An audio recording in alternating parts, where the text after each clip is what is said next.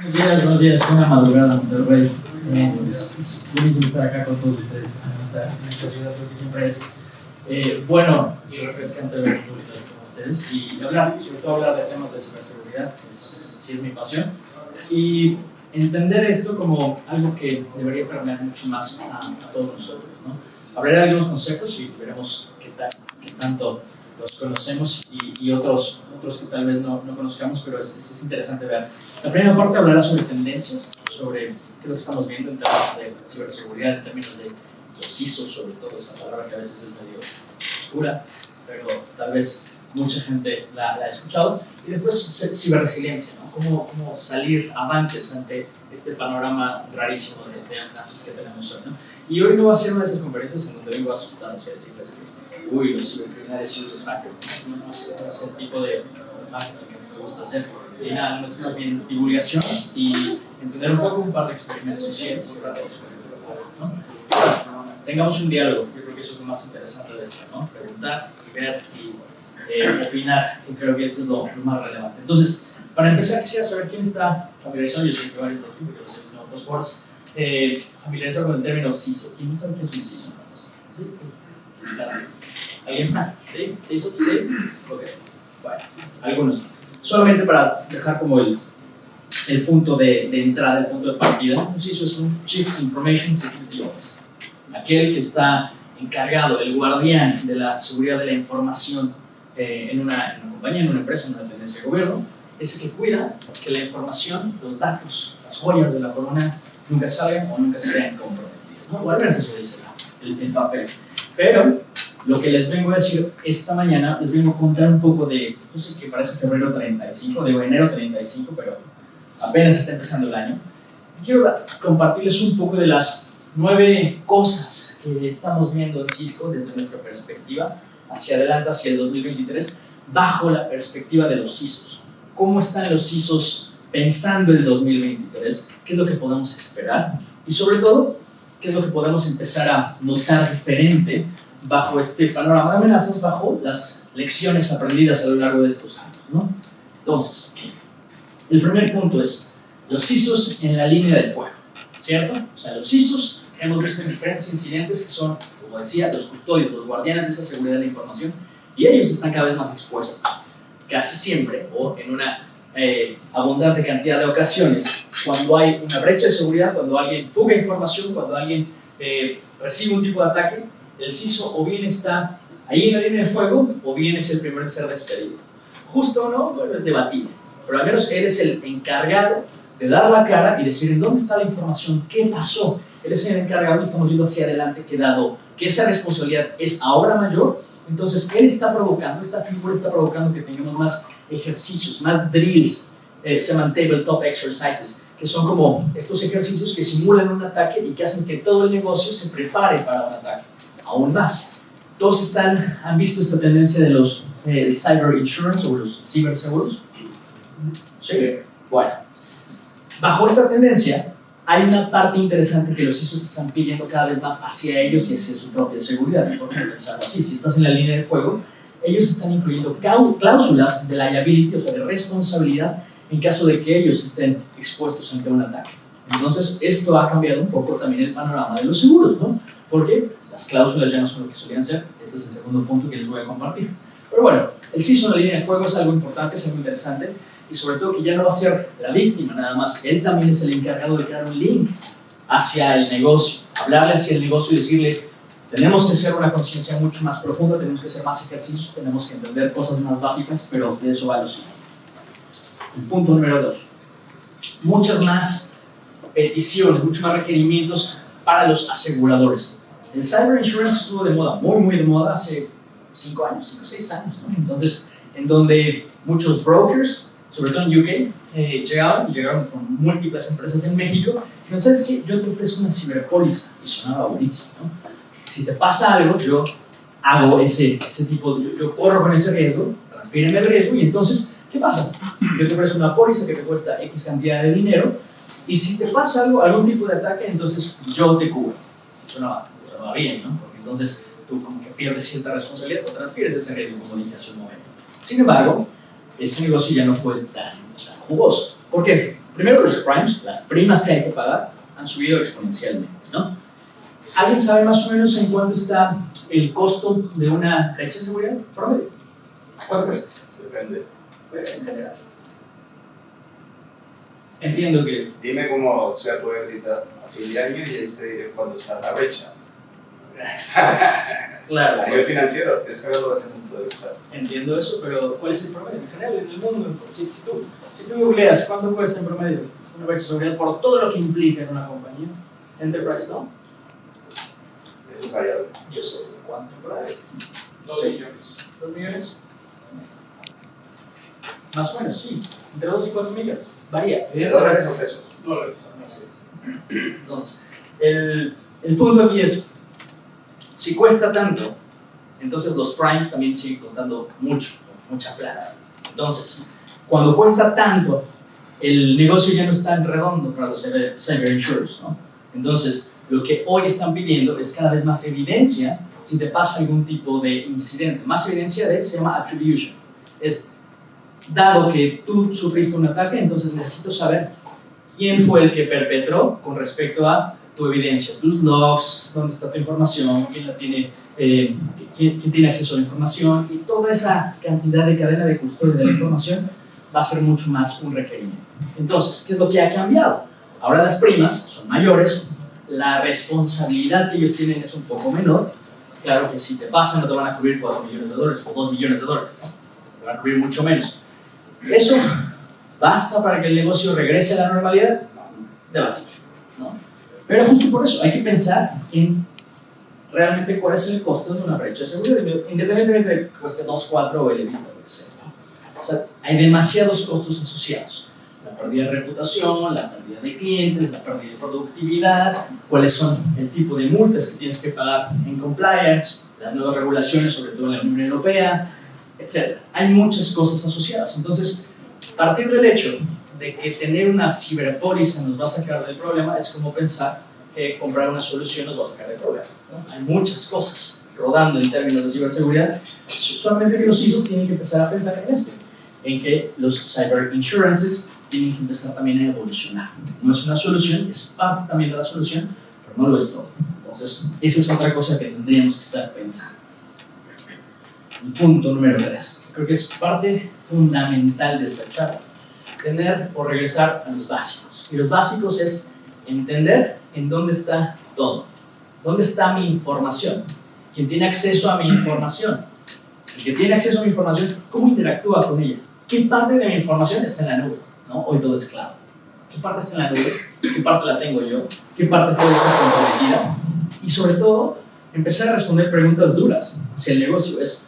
Le preguntamos al negocio, ¿en dónde está la información y por qué tiene que estar ahí? ¿Quién tiene la custodia de esa información? Regresar a lo básico y sobre todo tener visibilidad sobre lo que está sucediendo. Partes de la red, pero también partes de la información. ¿Cómo interactúo con esa información? Y muchos de esos básicos, realmente es constante esta respuesta para un CISO, no siempre se tiene control. Y empezar a hablar de arquitecturas es muy fácil, ¿no?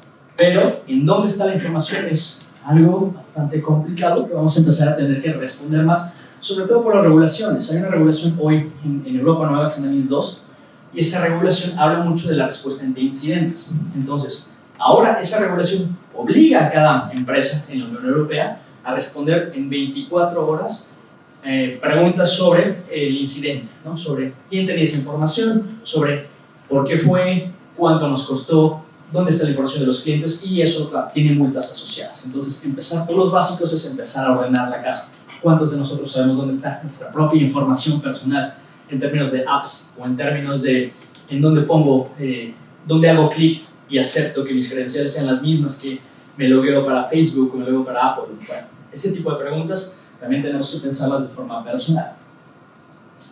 Hacia adelante, y no voy a profundizar mucho en términos técnicos, pero voy a ilustrar el término Zero Trust, que a veces está muy de moda. Con esto, puse un boleto. Zero Trust, imaginemos lo siguiente. Imaginemos que cuando nosotros vamos a un concierto, entramos y afuera nos piden un boleto, ¿cierto? Siempre es así.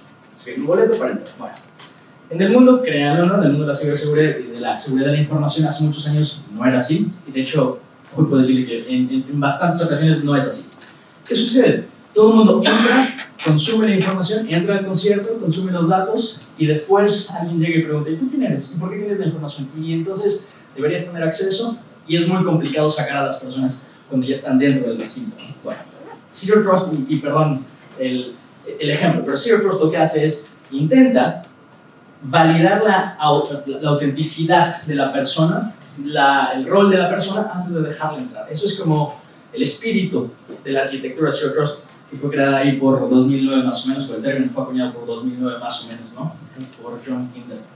Entonces, Forrester dijo, Zero Trust, ¿en qué se basa? En no confiar nunca en nadie a menos que cumplas ciertos requisitos para acceder a la información, ¿no? Y hoy van a escuchar por toda la industria Zero Trust constantemente. ¿Qué es lo que está pasando? Yo soy una empresa Zero Trust, yo te puedo ayudar con eso. Bueno, eso también es debatible. Zero Trust es una arquitectura que parte de esta base que les cuento, pero sobre todo es algo que depende de procesos. Tenemos que diseñar procesos que nos lleven a tener este tipo de control. Tenemos que diseñar procesos que nos hagan tener este tipo de acceso seguro. Y hay un modelo de madurez hacia dónde queremos llevar el Zero Trust. Bueno, también depende de la empresa, ¿no? También depende de las directrices de la empresa, de lo que tengamos que cumplir en términos de compliance. Por eso es una parte que se va a ver mucho más reflejada como para tener más control sobre la información y los ISOs deben estar bastante empapados. El siguiente punto, no quiero ser muy redundante con esto, pero todos sabemos que es ransomware, ¿no? Más o menos. Okay. En promedio, un ataque de ransomware, otra vez en promedio, cuesta más o menos $208,000, $228,000 promedio, ¿no? Un archivo que te puede generar algún tipo de ataque, pues cuesta $30 en el mercado, así como muy abierto, ¿no? De $30 con el profit de $128,000, pues sí se empieza a salir. Y no hay que ser tampoco grandes genios para utilizarlo, ¿no? Definitivamente. Eso es clarísimo. Y ahora con herramientas como ChatGPT, que está también muy de moda, pues también el malware se empieza a generar por ese tipo de inteligencia artificial, que también está muy de moda. Bueno, regresando al punto, el ransomware. Hoy, como saben, tenemos muchos ejemplos de ello. ¿Alguien escuchó del Colonial Pipeline el año antepasado en Estados Unidos? La costa noreste, sí, la costa noreste de Estados Unidos estuvo afectada por esto. Hubo un ataque de ransomware que dejó sin gasolina a gran parte de la costa noreste de Estados Unidos, ¿no? Entonces, recuerdan la noticia y había colas y colas para cargar gasolina. El punto es que pedían alrededor de $5 millones y la empresa los pagó. Al final de cuentas, la empresa incurrió en algún tipo de anomalía al pagar esto, porque finalmente el gobierno dijo, porque estás pagando hacia cibercriminales, porque esto está penado. Hoy hay un acto que no solo rastrea los recursos, sino que aparte prohíbe pagar esto, pues así, nada más, como un rescate, porque finalmente hay delitos asociados. El dinero regresó, se rastreó, regresó y todo eso. Ese no es el punto, es cómo esta práctica, que es muy sencilla de hacer, y se lo pueden mostrar también, cómo esta práctica puede ocasionar grandes pérdidas, pero aparte, cómo esta práctica generó un mercado alterno en términos de ciberdelincuencia, ciberadversarios. Y vean lo siguiente. Sabemos que todos los rescates, o la mayoría, se piden en criptomonedas. Y vean la evolución del valor del ransomware asociado a estas criptomonedas y cómo ha evolucionado hacia 2020, por ejemplo, ¿no? O sea, se transaccionan $406 millones más o menos, y esto va de subir. Eso quiere decir que es un buen negocio, entre lo que sea, Bitcoins, Ethereums, lo que ustedes quieran, ¿no? Entonces, Doggy. Y el punto es que es un gran negocio, y tenemos que verlo como tal. Para los cibercriminales es una pequeña inversión con un gran retorno. Tenemos que empezar a cuidar la información y tenemos que empezar a cuidar esos clics. Tenemos que ser mucho más cuidadosos con eso. Pero, si pasa, ¿cuál es la mejor forma de responder? A eso viene también la parte de ciberresiliencia de la charla, ¿no? Pero noten esto, no va a dejar de pasar, es un buen negocio para ellos y creo que tenemos que estar mucho mejor preparados. Y sobre todo el CISO, ¿no? ¿Qué tenemos que hacer al respecto? Y no es que haya una respuesta única, pero es una tendencia. Y esta me encanta.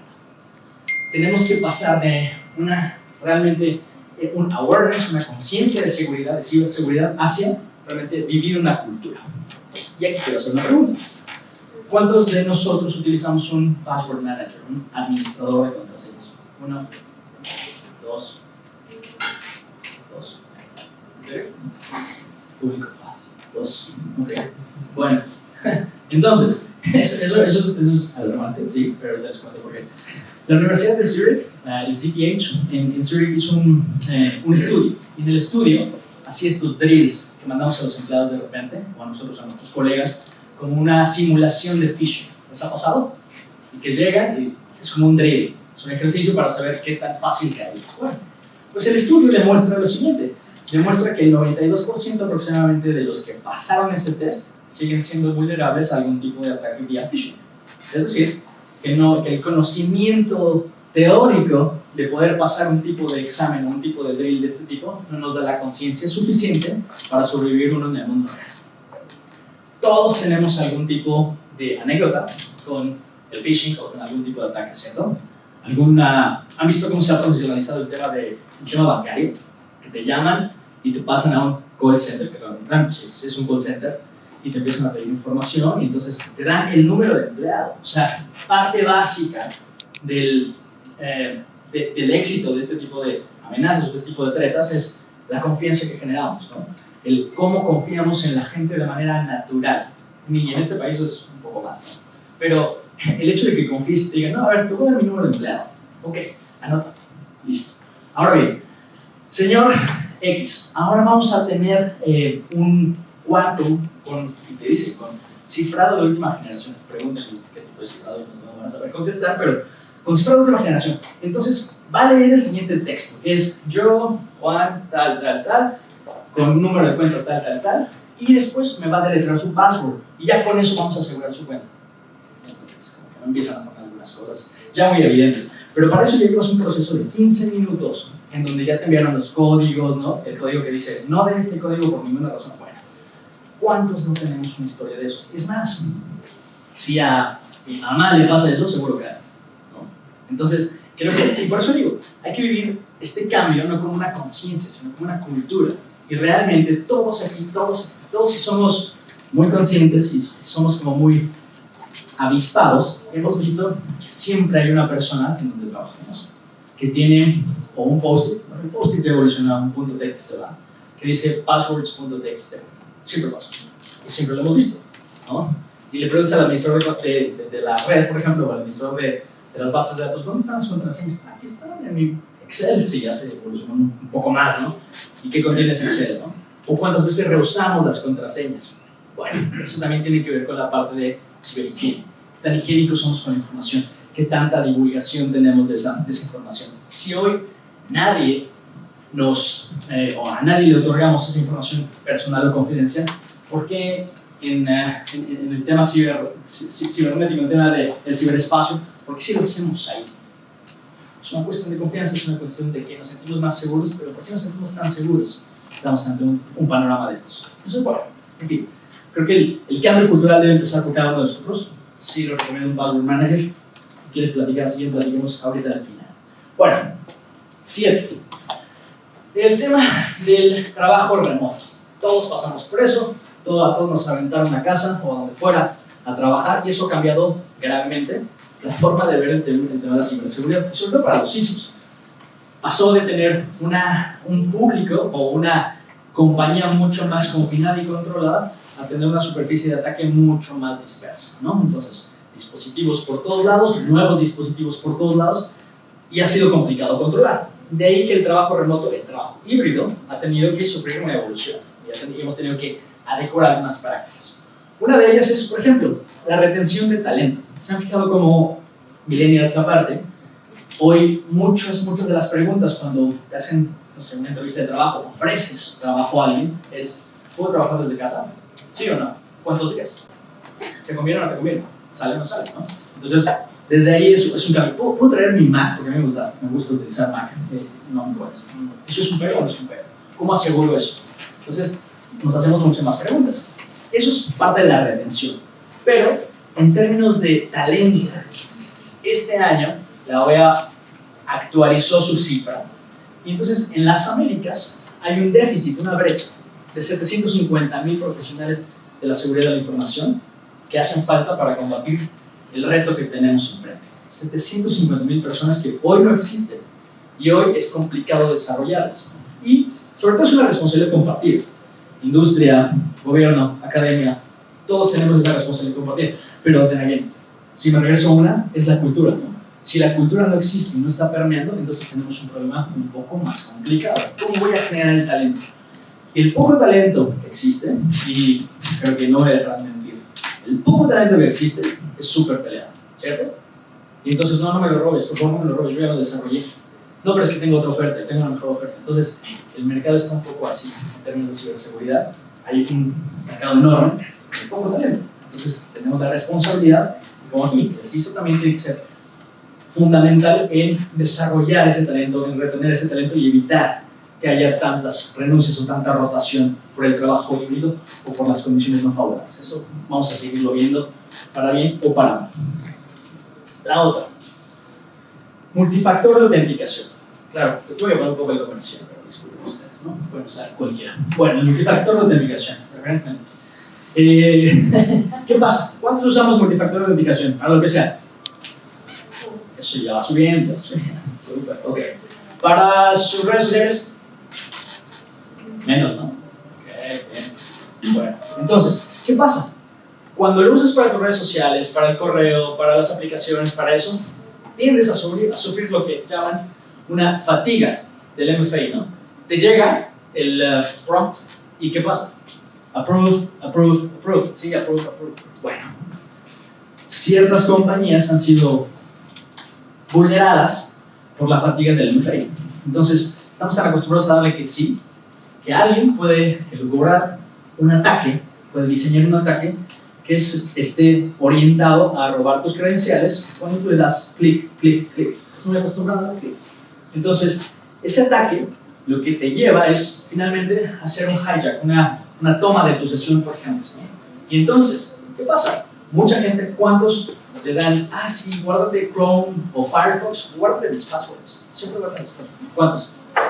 Bueno, la mano, yo sé que varios aquí lo guardan. ¿Qué pasa? Si toda la información está guardada en el Chrome, o en el browser que ustedes usen, es muy sencillo acceder a su historial, incluso desde la compañía, y meterme y empezar a extraer información, ¿cierto? Tampoco es rocket science, ¿no? Es tan difícil hacer este tipo de cosas. Bueno, eso resulta de algo bueno. ¿Tenía un espíritu bueno hacer multifactor de autenticación? Sí, pero ya están cansados, ya estamos tan fatigados de eso, que se puede aprovechar este tipo de fatiga, nuevamente, para llegar a tu información personal. Entonces, eso también lo estamos viendo. Ojo con eso. Si es bueno usarlo, tenemos que usarlo con mucha más conciencia. Y eso es parte de la charla también. Y la última es los terceros. Cuando tenemos una compañía, cuando corremos un negocio, hay alguien que me hace algún servicio externo, ¿cierto? Ya sea el de la limpieza, el de los aires acondicionados, siempre hay alguien externo. Y entonces lo dejamos entrar, oye, déjame conectarme a la red porque yo tengo que transaccionar también, tengo que jalar mis servicios, claro, tal. Y entonces, ¿qué pasa? Que tenemos que ser mucho más cuidadosos y sobre todo, nuevamente, los europeos van como 2 pasos adelante de esto. Hay varias regulaciones que lo que piden es hacer un due diligence, entender que tan importante es tu seguridad, la seguridad de tu información, como la de los terceros que se conectan a tus premisas. Entonces tenemos que hacer un estudio para entender qué tan seguros son los medios en los que alguien más se conecta a mi red, a mi infraestructura, para poder también evaluarlos y decir, no, tú no cumples y no te puedes conectar y no puedes ser mi proveedor. O sea, no tenemos que darle a todo sí. ¿Por qué? Porque también hay algunas cifras que dicen, y sobre todo los ataques más importantes, no quiero trivializar esto, pero los más grandes en los últimos años, por ejemplo, vean, algunos sí saben que han sido afectados por terceros. Esto es parte del World Economic Forum, de un análisis que también les presento. Pero a mí me preguntan los que ni siquiera saben si los terceros tenían o alguien pasó como un tercero para afectarlos a ellos mismos, ¿no? Entonces, esa parte de no saber, dicen que ignorance is bliss, pero no en ciberseguridad. Si no sabes, entonces no lo estás viendo. Si no lo ves, no lo puedes controlar. Y si no lo puedes controlar, hay un problema. El riesgo es mucho mayor. Entonces, los terceros también son importantes. El CISO se tiene que empezar a preocupar mucho más por los terceros, aplicar más controles. Y entonces parecería que después de estas 9 visiones que les pongo hacia el 2023, la tarea de CISO es complicada. Y lo es, definitivamente lo es. A veces también bien recompensada, pero de repente siento que estamos como del otro lado, ¿no? Estamos como que combatiendo con piedras y palos a los que ya están como mucho más avanzados. Y se siente un poco así. Pero bueno, avancemos un poco. Y en ese sentido, quiero ponerlos en lo siguiente. Vamos a hacer un ejercicio pequeñito pero funcional. Quiero ponerlos en la mente, cada uno de ustedes. Pónganse en la mente del CISO, de cada uno de sus compañeros. Seamos el CISO por un momento. Y pensemos qué vamos a hacer, y pensemos qué deberíamos o qué acciones deberíamos empezar a tomar en cuenta a raíz de todo lo que les acabo de contar. Y entonces, si somos el CISO, somos súper ciberfónicos y tendríamos que empezar a hacer buenas prácticas y mejores prácticas de ciberseguridad. Entonces, empezamos por esto. ¿Saben si alguna vez su cuenta de correo ha sido comprometida? ¿No? Bueno, este sitio, aliving.com, aquí les pongo el QR code, aunque lo quieren ver, ¿no? Checar que su cuenta ha sido comprometida. O aquí les puse los URLs. ¿Cómo? Que de paso sirve para que te chequen y se tengan en la mira. Y entonces, es que metí ese chiste. Y después, este sitio, lo que te hace llegar, está auspiciado por OnePassword. Entonces, OnePassword lo que hace justamente es un administrador de contraseñas. Al final, y si lo quieren probar, lo van a ver en este momento. Lo que hace es revisar si tu cuenta ha sido comprometida en alguna de las brechas más grandes. Y ahí te dice tu correo electrónico, si fue o no fue, en este tipo de brechas. Y entonces lo que se recomienda es no solo utilizar un administrador de contraseñas, sino que también puedes cambiar tus passwords, ¿no? Y que sean un poco más funcionales. Entonces, les cuento y les digo que no todo lo que parece. ¿Ya lo tienen todos? Sigamos esto.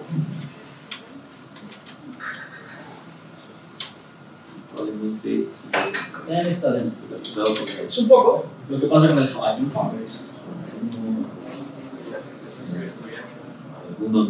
Es una demo transaccional. ¿Ok? Entonces llegas, un error normal, ¿no? Ok, dirección a la página, qué raro, ¿no? Voy a generar otra vez, voy a hacer cualquier dominio, un correo. ¿Qué está? Estás comprometido y tienes. Ese correo fue encontrado en 5 brechas de seguridad, brechas de información, y entonces lo interesante es pues, entender qué es lo que pasó con eso, ¿no? Ok. Ahora, ¿qué pasa? ¿Y cuál es el bottom line del asunto? Si el. Yo lo que digo es, no todo lo que parece. Y hablamos de la confianza y hablamos de todo eso, hablamos de las mejores prácticas. Al final de cuentas, esto está diseñado para que nadie note que hay un error, ¿cierto? Un error que les sale a todos. Bueno, al final de cuentas, yo pude haber hecho, o se puede haber diseñado cualquier tipo de ataque con eso. Ninguna información es prometida, te les digo cuántos hicieron clic. Pero el punto es cómo distinguir y cómo confiar o no confiar en algo que parece ser legítimo. Es un sitio legítimo, el espacio de URL, todo eso. Ya lo que yo hice por atrás es distinto, ¿no? Pero juro que no tengo ninguna de esas formas. No guardé absolutamente nada. Les voy a dar más los clics. Pero es muy sencillo. ¿Qué pasa si el usuario que sí confió le da clic? ¿Qué pasa si yo quería acceder a su información? Y etcétera, etcétera. ¿Qué pasa si, aún más, yo quería comprometer su información, no quería chantajearlos, o quería hacer cualquier cosa? Es decir, que no es tan difícil. Eso era un QR code, no es absolutamente nada. Y entonces, del otro lado, vean cómo se puede visualizar lo que ustedes pueden hacer acá. Aquí está mi browser, y si lo hicieron o no lo hicieron, acá está. Es muy sencillo. Está la imagen, está el QR code, sí. Denle clic, chequenlo. Ahí está el dominio. Se ve bien, ¿no? Android, se ve bien. ¡Pum! Yo lo bloqueé, ¿no? En esta demo. Pero ¿cuántos de nosotros tenemos la capacidad de tener algo instalado ahí? O cuántos usuarios tienen la capacidad de tener una solución que me permita bloquear este tipo de ataques. Entonces, bueno, la moraleja es nunca confíen en el speaker. Ok, entonces, bueno, no todo lo que parece, no les robé nada, insisto. Chequen, vamos a ver los clics, a ver si ya se refrescaron. Solamente para revisar acá. Analytics. 1 y 2.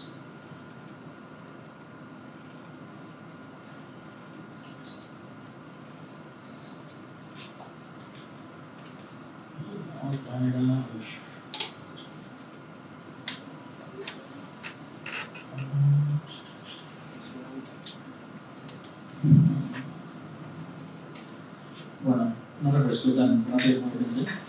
No le dieron clic. Quiero creer que no le dieron clic. Está bien. Bueno, you get the idea, ¿no? Ya está. Bueno, regresando a lo que nos atañe. Sí, no le crean a nadie. Sí, no todo lo que parece. A pesar de que pudiera ser como muy sencillo. Pero bueno, en fin. A la última parte. Más o menos entiendo. Entonces, hablando de riesgo, ya les di como el back. Ahora, ¿qué hacemos con todo esto? Con toda información. Ya que tengo todo esto, ¿qué hacemos? ¿Cómo lo podemos definir? Bueno, hablemos de riesgo. Todo el mundo entendemos el riesgo de una u otra forma, es la probabilidad de que alguna amenaza explote una vulnerabilidad en alguna actividad. Y hay de diferentes tipos de riesgo que quiero ilustrar. El riesgo bajo, con bajo impacto, el riesgo bajo, el riesgo alto con poca probabilidad, alto impacto, alta probabilidad. Entonces, bueno, se ve de este tipo, ¿no? ¿En qué tipo de riesgo se encuentra mi compañía, mi empresa, mis activos, mi seguridad, mi información? Bueno, tenemos que hacer si no entendemos que hacer muchas cosas, sí, pero empecemos un poco más con los básicos. Y les comparto. Vean esto. Este es el reporte del Foro Económico Mundial, del World Economic Forum del 2020. Eso quiere decir que se hizo en el 2019, ¿no? Y decía, vean, los principales riesgos que el mundo está viendo hacia adelante, el mundo capitalista está viendo hacia adelante, son todos estos. Y vean, desastres naturales, ¿no? Cosas del ambiente, o errores con el ambiente, ciberataques, y bueno, fallos de algunos gobiernos, crisis de agua, etc. ¿Se dan cuenta? Y es interesante ver que en ningún lado hablaban de una pandemia global en 2019. Entonces, a veces el Foro Económico Mundial pues, tampoco la tiene tan clara, pero lo que siempre dijo es ciberataques. Eso va a ser una constante, lo veo como un riesgo y una probabilidad suficiente. Y otra vez, mismo estudio, y ven cómo los ciberataques y el fraude de la información personal, por ejemplo, nos va a hacer cambiar radicalmente nuestros patrones de trabajo. Y lo hizo, directa o indirectamente, lo hizo, ¿no? Y ahí hay más cosas de las que preocuparse. Pero vean, esta otra, este es post-COVID. Vean, COVID después, ¿qué es lo que empeoró después de la crisis, después del COVID? Pues hay muchas cosas, ¿no? Claro, la tensión social, sí, las crisis, etc. Pero ahí está, me siguen apareciendo las fallas en ciberseguridad, que realmente fue interesantísimo ver cómo el tema de los paquetes fue como bastante utilizado, ¿no? Nos la pasamos pidiendo en Amazon y eso también era parte de los ataques que vimos hacia adelante. Ahora imagínense, normalmente me falla, créanme, me falla por 1 minuto. Y vean, una mañana de miércoles a las 9:12 me falla por 1 minuto. Pero, imagínense lo siguiente, todo otra vez, en la mente del CISO, o sea, así se va a llamar un libro, pero escribirlo un día, en la mente del CISO. Entonces, porque el CISO es un CISO, y tienen 9 llamadas perdidas del CEO, de su jefe, y 17 mensajes. Aquí hay de dos sopas, ¿no? O algo está muy mal, o me van a promover o me van a dar un aumento. Pero regularmente los aumentos no llegan con 12 llamadas.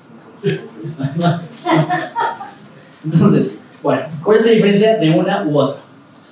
En la primera, siempre hay preguntas. ¿Por qué no lo detuvimos? ¿En dónde empezó?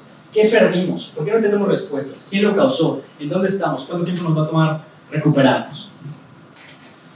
Y en la otra es, bueno, pues sí pasó, pero estamos bajo control. ¿Cuál es la diferencia entre una y la otra?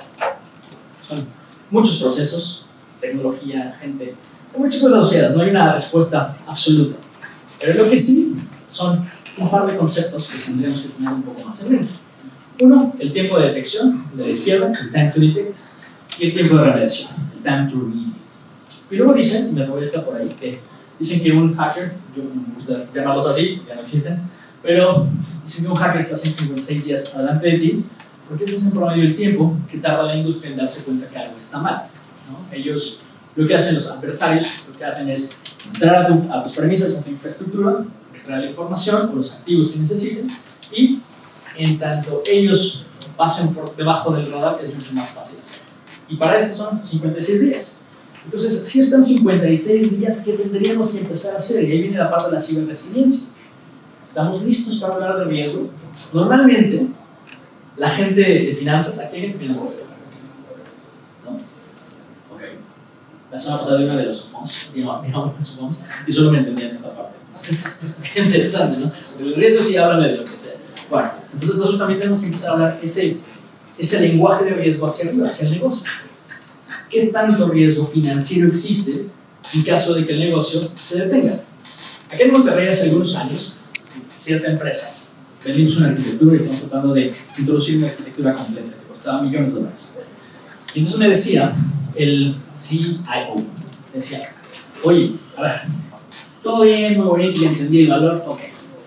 Pero pongamos que vendían glorias, para no decir vendían glorias. Me decía, oye, a ver, si yo compro toda esta arquitectura que me estás vendiendo, contrato a la gente que me estás sugiriendo, implemento los procesos que me estás diciendo, y la respuesta en incidencia, y todo lo que me estás proponiendo por los $millones que me estás proponiendo, ¿cuántas glorias más voy a vender al año?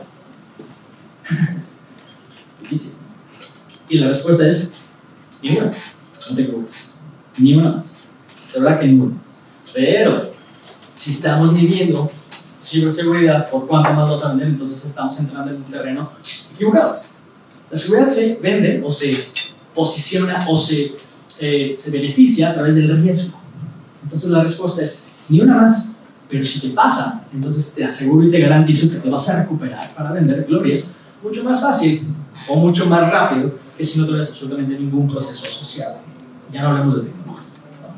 Entonces, hablando de riesgo, chico, mediano, grande y lo que sea, hay tres preguntas, ¿no?, que tendría que hacerse un CISO. De todo lo que me está pasando y de todo lo que me estás diciendo que está mal conmigo, ¿qué tanto es real?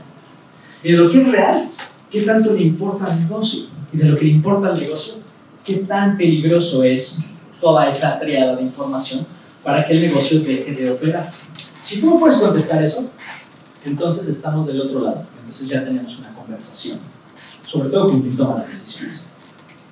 Me decía un banquero también hace unos años que ellos reciben alrededor de 125,000 alertas en su SOC, en sus Security Operations Centers al día, 125,000 alertas al día, de las cuales aproximadamente 1,000, 1,500 son de cierta relevancia, de las cuales alrededor de 10 o 15 podrían afectar al negocio. Y de esas 10 o 15, una o dos lo podrían dejar fuera en ese día. Y me decía, ¿sabes cuál es la clave de esto? Que nadie viene y me dice, oye, ¿cómo esto afecta a mis procesos de negocio? Todo es tecnología y tecnología. O todo es, cuídate de los adversarios, como decía al principio, ¿no? El marketing ese de decir, uy, cuídate, uy, ahí vienen los cibercriminales, uy, los hackers, ¿no? Decía, si alguien me ayudara a conectar estos procesos de negocio con lo que me está afectando, entonces tendríamos una conversación. ¿Se fijan en qué diferente es tener esas conversaciones a solamente hablar de una u otra cosa del tiempo de detección y eso? Bueno, entonces, en la mente del CISO, tendríamos que estar pensando que el problema no es fácil, el problema es complicadísimo, ¿no? De repente, ¿cómo lo resolvemos y qué tanto riesgo asumimos, qué tanto riesgo delegamos y todo eso? Al final de cuentas, la resiliencia nada más no es más que la habilidad de proteger la integridad del negocio, de cada parte del negocio, ante cualquier cosa que sea impredecible y salir avante. Entonces, no importa lo que me tires, yo tengo la capacidad de salir adelante. No importa, tal vez me afectaste, sí, pero ¿cuánto tiempo estuve abajo? Entre más reduzcamos y seamos capaces de reducir eso, seremos más resilientes. Eso aplica también para nuestra información personal, para nuestros assets que están en la nube, para nuestras aplicaciones, etc. Ahora bien, hay muchas preguntas que tendremos que estarnos haciendo, ¿no? Tenemos un plan, tenemos en qué me tengo que enfocar, tengo la visibilidad suficiente, cuál es el riesgo mayúsculo, tenemos una política de seguridad de la información, muchas cosas. O sea, tendríamos que preguntarnos muchas cosas, y los CISOs se preguntan muchas cosas, pero realmente cuál es el foco y por dónde podríamos empezar y cuál es el primer paso a dar. Tampoco es tan difícil, ¿no? Primero que nada es encontremos un framework, encontremos algo que nos diga en dónde estamos, cuál es nuestro estado presente, en dónde queremos estar y sobre todo proponer cómo implementar los cambios, los procesos en la tecnología en un tiempo límite. Se escucha fácil, ¿no? Era así de, bueno, yo lo hubiera pensado también, sí, pero tal vez lo que necesitamos es un poco de orden, un poco de estructura. Y es complicado conforme el negocio va pasando. Vamos, uno. Pero podemos agarrar es también súper conocido, el NIST, ¿no? Que está en fases. La fase de identificar que está mal, la de proteger los activos más importantes una vez habiéndolos identificado, detectar lo que está mal, responder, recuperarse y hacer un ciclo virtuoso. Bueno, estas 5 etapas están en muchísimos subincisos, ¿no? Del NIST, por ejemplo, del ISO 27001 o cualquier norma que ustedes quieran. Pero por algún lado, deberíamos empezar en algún momento. Y estas son un par de sugerencias. Honestamente, la que más me gusta es esta. Así que ahorita le regreso ya. Esta es la del National Cybersecurity Center del Reino Unido, en donde sí son 10 pasos. Ahí se los dejo para que los... Este también trae un código. Entonces acá lo que dicen es, primero es entender los riesgos de la organización, visibilidad sobre lo que podría estar mal y lo que me podría afectar. Punto número 2, implementar la mitigación de esos riesgos y después seguirse preparando para los ciberincidentes.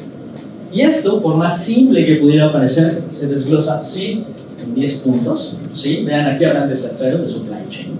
Pero definitivamente lo que tenemos que hacer es agarrarnos de algo y empezar por algún lado, pero empezar.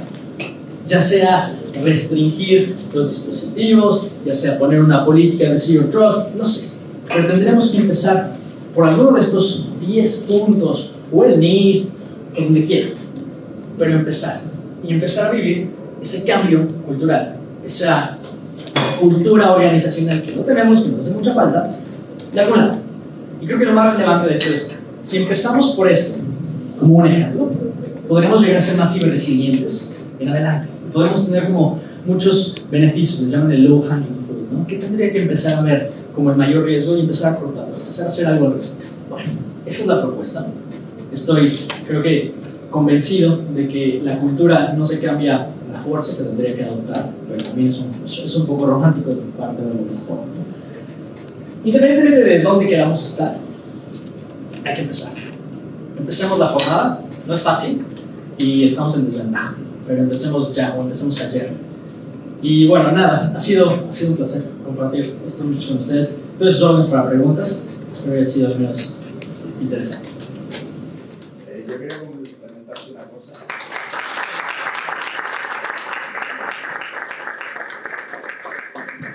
Hola, en primer lugar, felicidades. Te faltó un solo detalle. El problema de los CISOs es que no saben vender a la alta dirección la seguridad de la información. Correcto. Se ponen a hablar de bit y bytes, pero no hablan de KPIs, de indicadores de retorno de inversión. Por eso fracasan todos los planes de seguridad de la mayoría de las compañías, porque los miran como caros. O sea, no trabajan con el EBITDA y el retorno de inversión ni el Pareto 80-20. Entonces, a partir de ahí, pues es complicado. Era mi aportación. Gracias. Enhorabuena. Gracias. Gracias.